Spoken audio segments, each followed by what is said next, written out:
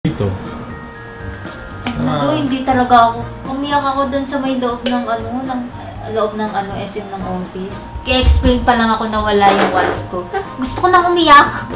Pero sabi ko, hindi, wag kang umiyak. ID. Oo. Naiisip ko tuloy pag umiiyak si Balis. Goku, nakakaiyak. Diba nakita nga niya ako umiyak Nakikita ko pag umiiyak si Balis, puta, parang maiiyak din ako eh. Oh. Nakakainis kasi. Sabi ko,